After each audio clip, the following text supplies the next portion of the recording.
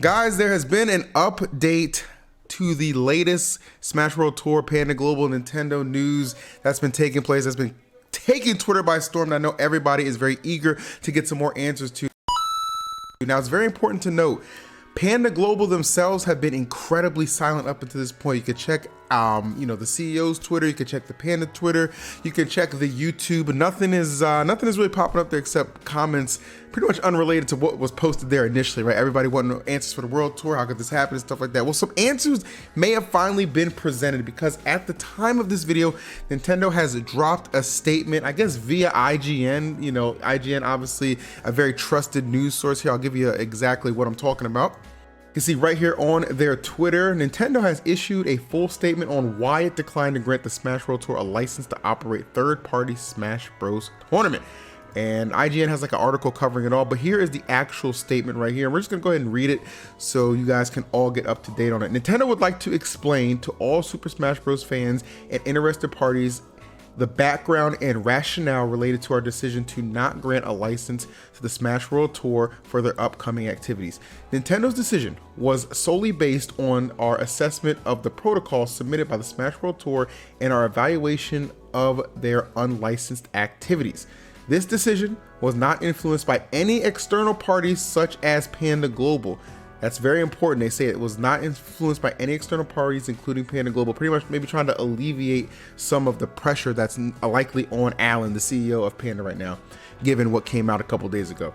Any partner that we grant a license to has to meet a high standards we require when it comes to health and safety of our fans. It's also important that a partner adheres to brand and IP guidelines and conducts itself according to professional and organizational best practices. We use this same approach to independently assess all partners. If we discover that a partner is doing something inappropriate, we will work to correct it. When we notified the Smash World Tour that we could not license their 2022 or 2023 activities, we also let them know verbally that we were not requiring that they cancel the 2022 finals event because of the impact it would have on players. Thus, the decision to cancel that Smash World Tour 2022 finals and still is their own choice. Huge statement right there. One, they make sure that they let you know that they did this verbally. Okay, so maybe there's not like a paper trail to this. And two, it pretty much says, hey, we're not saying that they have to cancel it. They did it by their own choice. That is huge. We are open to partnering with other organizations and will continue to offer licenses for major tournaments outside of Panda Cup. Panda Global will continue to be a key partner, and we look forward to receiving proposals from other groups for tournament licenses. Key partner. Panda Global will continue to be a key partner. That's big. They're basically saying, hey, we understand everything, all the fallout that's happening, but we are standing by our guys at PG. In the meantime, Panda continues to advocate on the behalf of Super Smash Bros. Community, even to the point that Panda has advocated for other organizations and tournaments to work with Nintendo, such as the Big House and the organizers of the Smash World Tour, to benefit the larger Smash Bros. Community. Now, this statement actually, it does have an air of truth to it in regards to like advocating for other organizations. The thing is though, it felt like it was strong arming within that advocating, right? That's what people took a lot of offense to, kind of corroborated by a lot of TOs, most notably probably being the staff from Beyond the Summit. Nintendo cares about the Super Smash Bros. Fans and its community very much, and we hope to continue to hear their passionate feedback. We are committed to working hard to bring joy and fun to the community through tournaments, while also ensuring we and our partners are operating in a manner that is positive and responsible. Well, what does all of this mean? Basically, it's just some PR cleanup, if you ask me. And I mean that to say, like, they're just trying to clarify, one, maybe take more responsibility so that a lot of the blame that's been, kind of dumped on Panda is definitely alleviated a little bit, as well as their CEO, which again, both of them are just under a lot of fire. But let's take to Twitter to see what some people have to say. Aiden from Mogul Moves, obviously somebody who's on Ludwig's team, and they're very heavily invested in the Smash community. I don't think he's particularly buying this. He says, it's actually insane what a non-statement this is, but it's to be expected. Rests entirely on the idea of, well, We didn't explicitly say to cancel this year, while also providing no explicit context about the future for other TOs, ignoring all Panda related allegations, which is important to mention that TO part, because earlier today I recall Genesis and Let's Make Big Moves, two very popular tournaments happening early next year of 2023, all saying, hey guys, we're going to be just fine. You can sign up, you can attend, it's going to be all good. The question for that is it really going to be all good? I don't really know. He also follows up with saying, also, in my opinion, this statement relies heavily on certain pieces of context that were not made public by Smash World Tour statement. That could be due to NDA, guys. Very important to remember. A lot of these conversations could be under NDA, but nonetheless have been made clear to me privately, corroborated by multiple TOs that have communicated with Nintendo and Panda both. The biggest issue here is the statement rectifies absolutely nothing and promises no actual sanctity for TOs that exists outside of the Panda circuit at all. But that would be to expect from what you expect from Nintendo, the historical kings of non-communication. Also, LMAO releasing this past midnight Eastern time. Definitely a strange time. Kind of reminds me of when Twitch released that statement about the partner change in revenue, like after midnight as well. Like they got a lot of flack for that.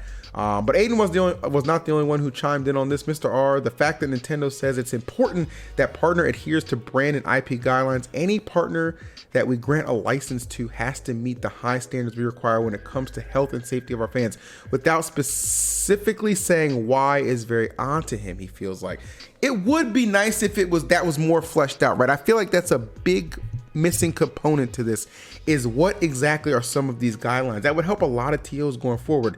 Self-proclaimed #1 Nintendo hater Hugs also chimed in. This clears up nothing. Nintendo aims to absolve itself from any wrongdoing while giving next to no detail, and at the same time tries to place itself and PG, specifically Alan, in a favorable light where they care for the community. This is PR manipulation at its finest. Don't buy it. I actually don't think necessarily that they're trying to absolve themselves from any wrongdoing. I think they're more so trying to say like, hey, this is more on us, and it could have also been more of a misunderstanding. And finally, Practical TSA, he kind of TLDR'd this almost on here. Decision to shut down Smash World Tour was solely Nintendo's decision, not influenced by Panda. Nintendo verbally, again, remember I pointed that out, verbally told Smash World Tour that the 2022 finals could proceed.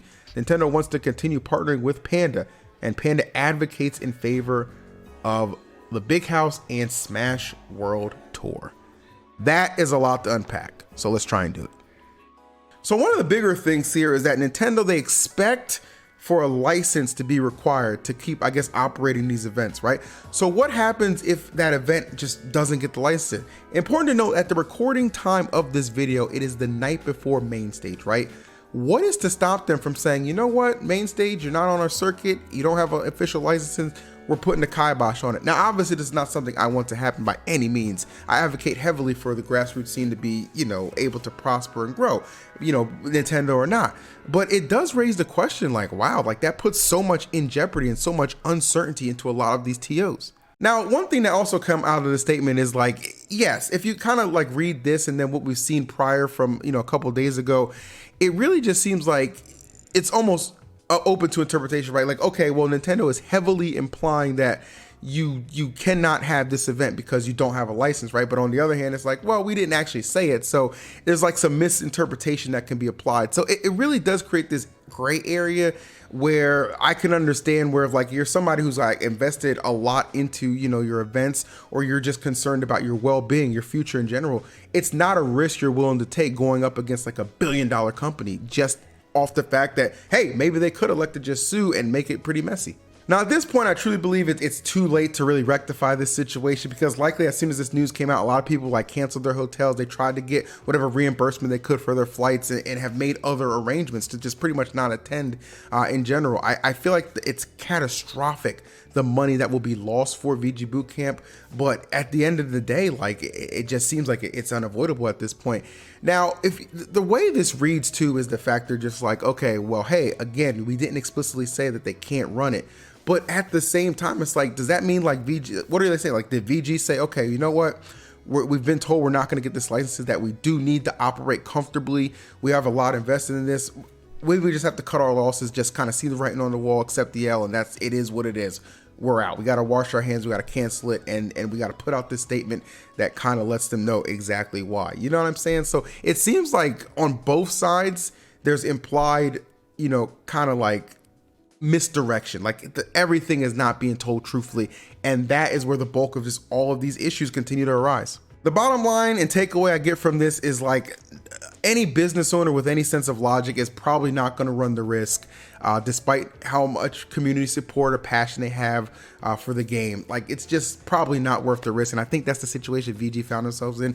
Again, we are still waiting for an official statement from anyone from Panda Global. A couple of kind of maybe high-ranking members who you might think would know something have made statements on Twitter. You've seen Coney make some statements. You've seen Little Z make some statements, all letting people know like, hey, we're just as much so in the dark as well. Even Josh, you know, their head TO and organizer too, says he remains in the dark. So really it's just a waiting game. Last I heard, there is a PR statement in development, but you know, between legal and maybe having to run that by Nintendo, it's going to take a little while. We might not even hear anything until after the weekend's events transpire. We shall see. But as I said, I will continue to cover this story, give my takes on it, and I'm really interested to know, how do you guys think this is unfolding? Like, is there still another shoe to drop? Is there really more pieces of this puzzle that we have not just gotten, or is Nintendo really this big bag evil corporation that in conjunction with Panda seeks to control everything Smash-wise? You know what I mean? Like, I'd like to think that's not the case, but again, with just so much information we haven't been privy to yet, all we can do is sit here and wait. So eager again to hear your opinions on this updated piece of the story. Thanks for watching. Like, comment, subscribe, and I will see you on the next one.